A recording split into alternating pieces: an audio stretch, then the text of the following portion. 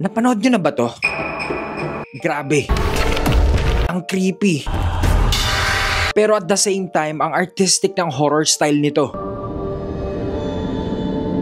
Psychological horror film ito tungkol sa pinakaunang silent horror film sa Pilipinas, ang Manananggal. Pero ang tanong, worth to watch ba to o pass na lang?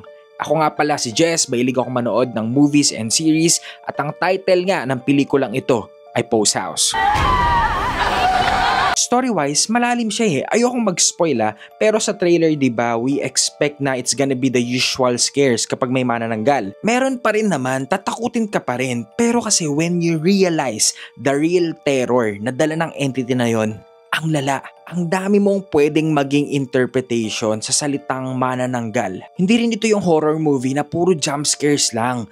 Pero para sa akin this movie has some of the best jump scares I've seen this year. Yung timing niya on point, may mga pagkakataon din na hindi na kailangan ng sound effect, as in kahit walang tunog, nakakagulat siya. Hindi rin siya yung random na nonsense scare, may dagdag siya, may input siya ron sa flow ng story. And now yung acting, standout talaga si Bea sa si Sid dito. Natural yung pag-deliver nila ng lines, parang walang script. At saka ramdam mo, kita mo na alam nila yung ginagawa nila as people working in film. At ito yung isa sa mga nagustuhan ko talaga sa Post House, yung technical side niya, plakado. Yung cinematography, lighting, color grading, location, at set design. Lahat yung nag-complement, talaga nagbigay siya ng sinister look and feel. And yes, artistic yung mga shots pero hindi pilit yung pagiging artsy niya. It also mirrors yung idea na kahit visually maganda yung nire-restore nilang film, sa likod kasi nun may nakakasulasok na sikreto. Kumbaga uncomfy yung feeling all throughout the movie. Parang anytime may something na masamang mangyayari. Overall, ang verdict ko dito sa Post House, I watch